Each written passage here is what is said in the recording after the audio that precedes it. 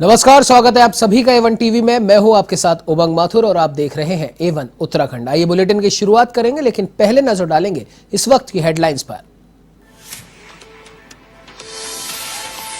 मुख्यमंत्री पुष्कर सिंह धामी की अध्यक्षता में उत्तराखंड कैबिनेट की बैठक। कैबिनेट मंत्री धन सिंह रावत, हरक सिंह रावत सहित सभी मंत्री रहे बैठक में मौजूद।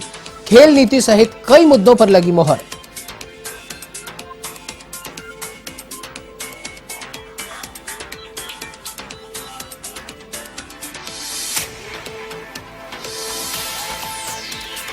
अल्मोड़ा के सियालदे में शहीद सम्मान कार्यक्रम का किया गया आयोजन। 12 शहीद और उनके परिजनों को किया गया सम्मानित। भाजपा विधायक महेश जीना ने शौर्य सम्मान पत्र किए प्रदान।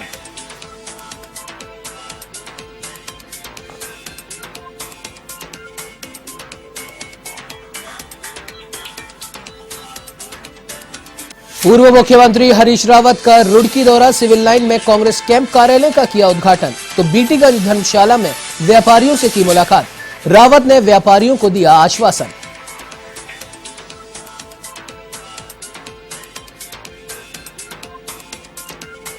उत्तराखंड में 2022 का विधानसभा चुनाव को देखते हुए प्रदेश स्तरीय पदयात्रा की शुरुआत। चुनाव को लेकर भाजपा पूरी तरह से तैयार। फिर से सरकार बनाने का किया दावा।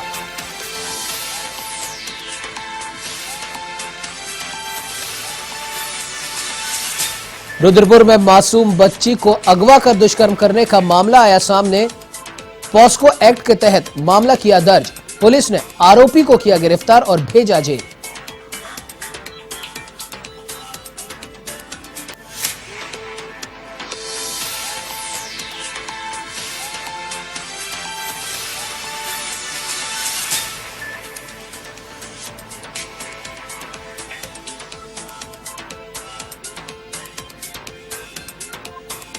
अब आइए बुलेटिन की शुरुआत करते हैं विस्तार से। किसानों के 3 कृषि बिलों की वापसी को लेकर अल्मोड़ा सांसद अजय टम्टा ने कहा कि किसानों के बहुत से संगठन किसान बिलों को लेकर तैयार थे, पर कुछ ही संगठन इससे नाखुश रहे। फिर भी प्रधानमंत्री ने जो फैसला लिया उससे दिल्ली की आवाजाही से लेकर आम जनमानस को जो परेशानियां हो रही थी वो अब सुलझ जाएंगी।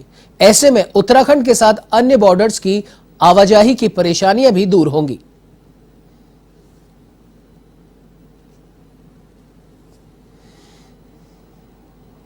बहुत सारे संगठन, बहुत किसान संगठन बहुत पक्ष में थे, मगर बहुत सारी व्यवधान होने के कारण से हमारे जो बॉर्डर की रोड हैं उन रोडों में ब्लॉक होने के कारण से हमारे बहुत सारे बीमार, चूँकि सारे लोग दिल्ली बड़े हॉस्पिटल हैं, चाहे लीवर इंस्टीट्यूट है, चाहे हमारा ऑल इंडिया मेडिकल है, चाहे हमारे सफदरजंग है, जो अच्छे जिनको बड़ी गंभीर बीमारियाँ हो जाती हैं, वो इन किसान आंदोलन के कारण जिनको 2-2, 3-3 घंटा घूमना पड़ता था, दिल्ली पहुँचते पहुँचते एम्बुलेंस में जाते थे, उन लोगों की जानें चली जाती थी। ऐसे ही बहुत बहुत महत्वपूर्ण काम जो है, किसी फौजी को घर आना है, तो ये जो उत्तर प्रदेश और उत्तराखंड की कनेक्टिविटी थी इसमें बहुत बड़ी दिक्कत थी। ऐसी उधर के हरियाणा और राजस्थान के बॉर्डर, तो इस कारण से बहुत समय बहुत व्यवधान था और इसलिए माननीय प्रधानमंत्री जी ने उन संगठनों के लिए बोला भी था कि इसमें विचार करें। अब जब वो विचार नहीं कर पाए, हम देश को पीछे नहीं डाल सकते। एक तो महाबीमारी के रूप में कोविड से हम लड़के आए हैं, देश का इंफ्रास्ट्रक्चर को डेवलपमेंट करना है। उसके बावजूद भी अगर इसी, क्योंकि किसान और अन्य दलों के पास कोई मुद्दे नहीं है, अन्य दल यही मुद्दों को लेकर आगे बढ़ना चाहती थी, इसलिए एमएसपी भी कोई बहुत बड़ा इशू नहीं है। सरकार ने तो हमेशा निमंत्रण दिया है, बैठने के लिए बोला है और हमेशा बैठ रहे हैं, आगे भी बैठने को तैयार हैं, कोई समस्या नहीं। रुड़की के बीटीगंज धर्मशाला में पहुंचे प्रदेश के पूर्व मुख्यमंत्री हरीश रावत ने व्यापारियों की समस्याओं को बड़ी गंभीरता से सुना और इस दौरान शहर के व्यापारियों ने अपनी समस्याओं से उन्हें अवगत कराया। इस मौके पर हरीश रावत ने कहा कि कांग्रेस व्यापारियों की समस्याओं को लेकर बेहद गंभीर है। भाजपा सरकार ने इस देश और प्रदेश के विकास को पूरी तरीके से ठप कर दिया है। उनकी सरकार आने पर सबसे पहले प्रदेश के व्यापारियों की समस्याओं को दूर किया जाएगा।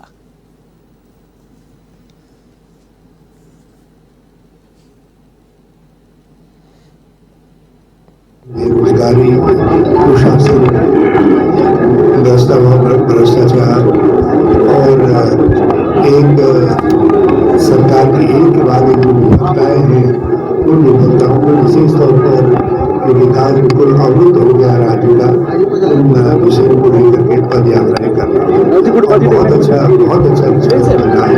आज कानपुर में भी हजारों की संख्या में लोग हमारी पद यात्रा में सम्मिलित हुए। बाबा जी आपके किसी को बेचैन होने की जरूरत नहीं है, उसी को टिकट मिलेगा जो जनता। वहीं अल्मोड़ा जिले के विकासखंड स्यालदे में शहीद सम्मान दिवस कार्यक्रम का आयोजन किया गया, जिसमें सल्ट स्यालदे के 12 शहीद और उनके परिजनों को सम्मानित किया गया। भाजपा विधायक महेश जीना ने इन्हें शौर्य सम्मान पत्र भी प्रदान किया। तो वहीं जम्मू कश्मीर ऑपरेशन रक्षक में आतंकवादियों से मुठभेड़ के दौरान शहीद हवलदार रघुनाथ सिंह डंगवाल की पत्नी कमला देवी को सम्मानित किया गया और शहीदों को श्रद्धांजलि दी गई। इसके साथ ही शहीदों के घर से लाई मिट्टी को देहरादून के लिए भेजा गया।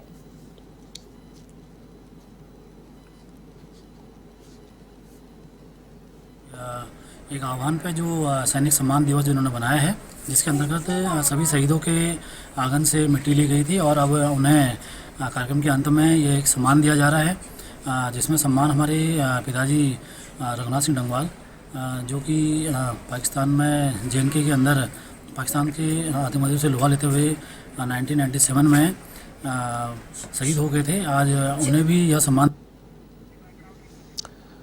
तो वे हल्द्वानी पहुंचे कांग्रेस के प्रदेश उपाध्यक्ष जोत सिंह का कहना है कि कांग्रेस ने विधानसभा चुनाव को देखते हुए 1 साल पहले ही अपनी तैयारियां शुरू कर दी थी। जहां बूथ स्तर पर कांग्रेस ने पदाधिकारी तैनात कर दिए गए हैं, तो वहीं केंद्रीय नेतृत्व के द्वारा प्रदेश में 9 कमेटियां बनाई गई हैं। भाजपा पर आरोप लगाते हुए उन्होंने कहा कि भाजपा ने जिस प्रकार से कांग्रेस के निर्दलीय प्रत्याशियों को पार्टी में शामिल करने का काम किया है, उससे आज प्रदेश में भाजपा की कमजोरी सबके सामने आ गई है।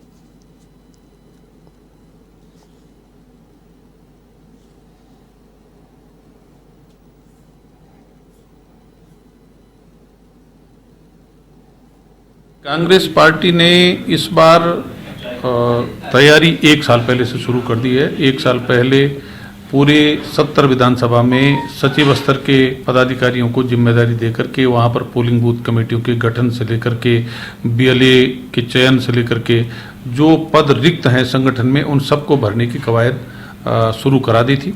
उसके बाद 3 महीने पहले 6 केंद्र नेतृत्व ने 9 कमेटियां बना करके उनको भी काम पर लगा दिया और उसके अलावा 3 दिन ऋषिकेश में मंथन शिविर के दौरान हमारे चुनाव घोषणा पत्र में क्या क्या चीज़ें शामिल होंगी, इस पर चर्चा के अलावा चुनावी रणनीति में किसकी क्या भूमिका होगी और किस तरह से पार्टी अपना चुनाव कैंपेन करेगी, उस पर भी चर्चा होने के बाद सब लोग अपने अपने काम पर लगे हैं। इस समय पूरे प्रदेश की 70 विधानसभा चुनाव में बूथ स्तरीय प्रशिक्षण शिविर भी हमारा चल रहा है और ये सारी कार्रवाई इस बात को लेकर के है कि हम हर प्लेटफॉर्म पर, चाहे वो गांव-गांव घर-घर जाकर के लोगों तक अपनी बात पहुंचानी हो, चाहे कांग्रेस पार्टी की रीति नीति पहुंचानी हो, चाहे भारतीय जनता पार्टी की सरकार के जो नाकामी है उससे लोगों को अवगत कराना है, बल्कि हम टेक्निकली और जो सोशल मीडिया के अलावा तकनीक है उसका भी प्रयोग कर रहे हैं। भारतीय जनता पार्टी की सरकार ने जिस तरह से 57 विधायक वाली सरकार ने 2 विधायक जो निर्दलीय अपने साथ शामिल किया और कांग्रेस के विधायक को तोड़ करके ये जाहिर कर दिया है कि उत्तराखंड में भारतीय जनता पार्टी की स्थिति कमजोर है। अगर उनको जीतने का भरोसा होता तो न तो मुख्यमंत्री बदलते और न ही वो दूसरी पार्टी के विधायकों को, निर्दलीय विधायकों को अपने साथ शामिल करते, क्योंकि उनको अपनी हार दिखाई दे रही है तो फिर वो इस ढंग की तोड़फोड़ का प्रयोग जो उनकी कार्यशैली में शामिल है उसको कर रहे हैं।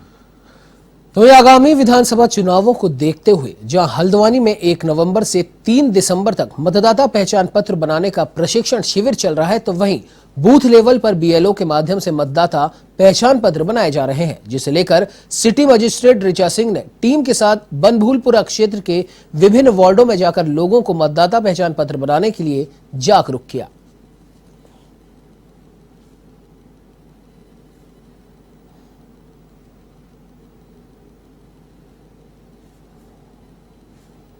हमारा जो है मतदाता पहचान पत्र बनने का जो हमारा पुनरीक्षण कार्यक्रम है वो 1 तारीख से 30 नवंबर तक के लिए चल रहा है, जिसके लिए प्रत्येक बूथ पर बीएलओ बैठी हुई है। तो हम लोग प्रत्येक दिन बूथों का निरीक्षण करते ही है। साथ ही जो हमारा ये बनभूलपुरा क्षेत्र है, इसमें चूँकि पहचान पत्र काफ़ी कम बने हुए हैं, लोगों ने अपने फॉर्म 6 काफ़ी कम भरे हैं, नाम कम जुड़े हुए हैं, तो थोड़ा एक लोगों को जागरूक करने के लिए क्षेत्र में एक ये अभियान चलाया जा रहा है। यहाँ पे सभी जो हमारे जनप्रतिनिधि हैं उनसे सहयोग के लिए अपील की गई है, लोगों को भी जागरूक किया गया है कि आपको बता दें कि अल्मोड़ा जिला विकास प्राधिकरण को समाप्त करने को लेकर सरकार की ओर से कोई स्पष्ट आदेश जारी नहीं हुआ और इसी को लेकर सर्वदलीय संघर्ष समिति का आक्रोश लगातार बढ़ता जा रहा है। समिति के सदस्यों ने सरकार को चेताते हुए कहा कि अगर प्रदेश की भाजपा सरकार द्वारा डीडीए को लेकर जल्द कोई स्पष्ट आदेश जारी नहीं किया गया तो आगामी विधानसभा चुनाव में सरकार को इसका खामियाजा भुगतना पड़ेगा। इस दौरान सर्वदलीय संघर्ष समिति द्वारा चौगान पाटा गांधी पार्क में धरना प्रदर्शन किया गया और सरकार के खिलाफ नारेबाजी की गई।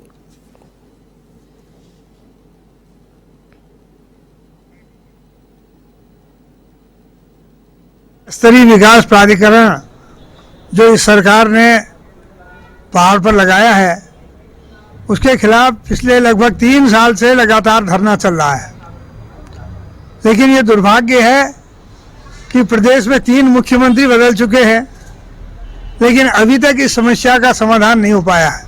हमने अभी पिछले महीने ही एक शिष्टमंडल लेकर के शहरी विकास मंत्री जी से आग्रह किया था कि ये नक्शा पास करने का जो अधिकार है वो नगर पालिकाओं को दिया जाए। शहरी विकास मंत्री ने ये घोषणा की थी कि नगर पालिका को ये अधिकार वापस कर दिया जाएगा और नगर पालिका अल्मोड़ा और कोटद्वार को ये अधिकार दिया जाएगा, ये उन्होंने खुद घोषणा की।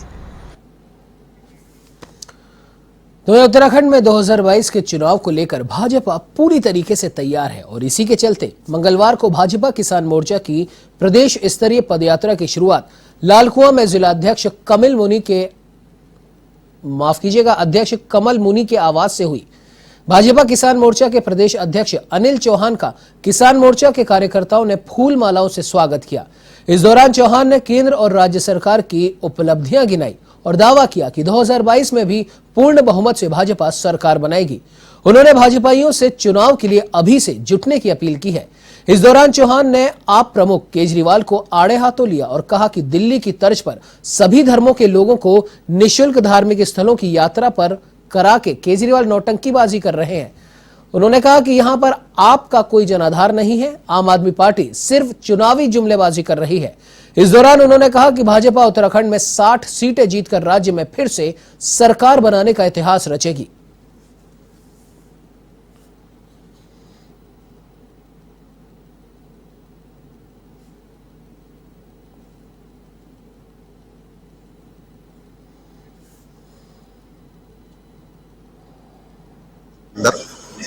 हमारी केंद्र और राज्य सरकार की जो योजनाएं हैं, जो हमारी उपलब्धियां हैं सरकार की, वो घर घर तक आज पहुंचानी है। इससे पहले भी हम लोगों ने पहुंचाया है। हमारी एक टीम का भी जितने भी मंडल स्तर पर हम इस काम में उतरे हैं और किसान मोर्चा के सभी पदाधिकारी अब घर घर जाकर केंद्र की और राज्य सरकार की योजनाओं को बताएंगे। आज इसका शुभारंभ हमारे जो किसान मोर्चे के जिलाध्यक्ष कमल मुनि जोशी जी हैं, आज उन्हीं की यहाँ जहाँ वो रहते हैं उन्हीं की विधानसभा में इसका शुभारंभ किया जा रहा है। मोर्चे के द्वारा जो है हमने नैनीताल जिले में अपनी विधानसभा में यह तय करा कि हम हर घर में जाके, जिस प्रकार से हम हर घर मोदी घर घर मोदी कहते हैं, तो मोदी जी केंद्र सरकार की इस योजना को लेकर हर घर तक पहुंचने का काम आज से संकल्प यात्रा इसको है। तो हम पूरे विधानसभा में यहाँ से पहुँच के केंद्र की योजना को हर घर तक पहुंचाने का काम करेंगे।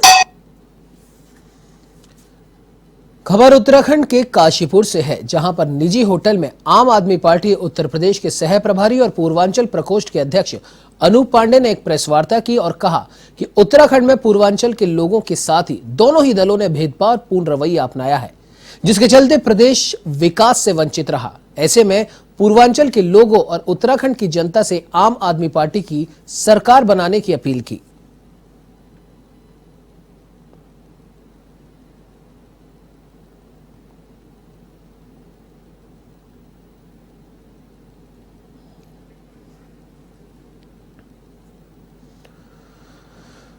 वहीं विधानसभा चुनाव की सरगर्मियां शुरू होने के बाद पुलिस प्रशासन भी अब सतर्क हो गया है, जिसके चलते मंगलौर कोतवाली में सीओ मंगलौर ने क्षेत्र के सीएलजी मेंबरों की एक बैठक का आयोजन किया। इसमें क्षेत्र में हो रहे शरारती तत्वों द्वारा की गई गतिविधियों पर नजर रखी जा सके। बैठक में सीओ पंकज गहरोला ने बताया कि क्षेत्र के सीएलजी मेंबरों की बैठक ली गई, जिसमें आपराधिक घटनाओं के बारे में पुलिस को जानकारी दी जा सके।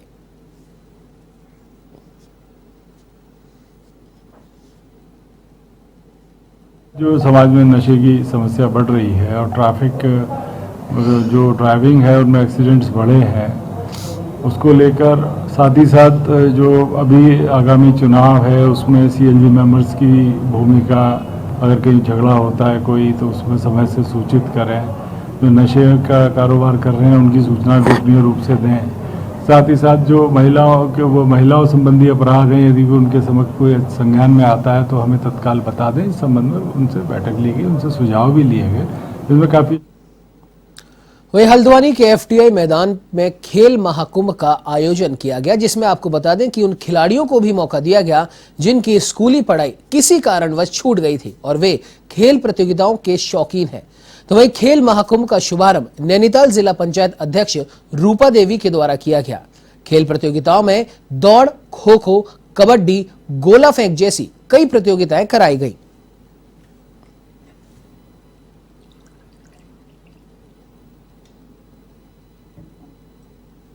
यहाँ पर प्रारंभ हो रही हैं आज एफटीआई के खेल मैदान में। अभी हम जो है अंडर 14, अंडर 17 और अंडर 21 इन 3 आयु वर्गों में एथलेटिक, कबड्डी, खो खो और बैडमिंटन प्रतियोगिताओं का आयोजन यहाँ पर कर रहे हैं। 3 दिवसीय प्रोग्राम है 23, 24 और 25 को। और बैडमिंटन प्रतियोगिता जो है वो हमारी शगुन गायत्री बैडमिंटन एकेडमी पीली कोठी में आयोजित की जा रही है, जो कि 24 और 25 को होगी। किया जा रहा है जो 3 दिन का यहाँ पर खेल महाकुंभ है और कोविड की वजह से नहीं हो पाया है। इससे हमारे बच्चों के, खिलाड़ियों के विकास में और उनके स्वास्थ्य में बहुत कमी आती है, क्योंकि खेल जो है हमारे बच्चों के लिए आज के दौर में बहुत ही ज़रूरी है स्वस्थ जीवन के लिए। और खेल के साथ साथ जो हमारे बच्चे विकास खंड से चयनित होकर आज यहाँ पर जिला स्तरीय स्तर पर उनका खेल प्रतियोगिताएं की जाती। तो रुद्रपुर कोतवाली के अंतर्गत एक युवक ने मासूम बच्ची को अगवा कर उसके साथ दुष्कर्म किया। पुलिस ने संबंधित धाराओं समेत पॉस्को एक्ट में मामला दर्ज कर लिया है। आपको जानकारी के लिए बता दें कि फिलहाल पुलिस ने आरोपी को गिरफ्तार कर जेल भेज दिया है। बता दें कि परिजनों ने पुलिस को शिकायत दी थी, जिसमें बताया गया था कि उसकी 7 वर्षीय पुत्री घर के बाहर अपनी दादी के साथ खेल रही थी।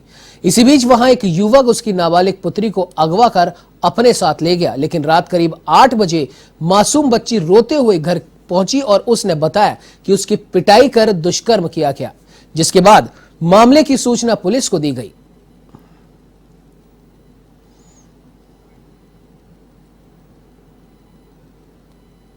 क्षेत्र अंतर्गत रामपुरा क्षेत्र का मामला है। इसमें कल एक रामपुरा चौकी की सूचना आई थी, एक छोटी बच्ची के साथ दुष्कर्म की सूचना आई थी, तो उसमें तत्काल पुलिस गई थी और इसमें तत्काल अभियोग पंजीकृत कर लिया गया है और रात में ही अभियुक्त को गिरफ्तार करके आज न्यायिक हिरासत में भेज दिया गया है। तो वहीं ऋषिकेश में श्रद्धालुओं को एक बार फिर साईं बाबा के भव्य दर्शन उनके नए मंदिर में होंगे। इस संबंध में श्री शिरडी साई धाम और श्री साईं बाबा सेवा समिति के अध्यक्ष अशोक थापा सहित अन्य पदाधिकारियों ने प्रेस वार्ता की, जिसमें कहा गया परशुराम चौक के पास साईं मंदिर का निर्माण कार्य लगभग पूरा हो चुका है। 26 और 27 नवंबर को मंदिर में 2 दिवसीय धार्मिक कार्यक्रमों का आयोजन भी रखा गया, जिसमें साईं बाबा की भव्य पालकी नगर में निकाली जाएगी। इस धार्मिक अनुष्ठान के बाद मंदिर सार्वजनिक दर्शनों के लिए खोल दिया जाएगा।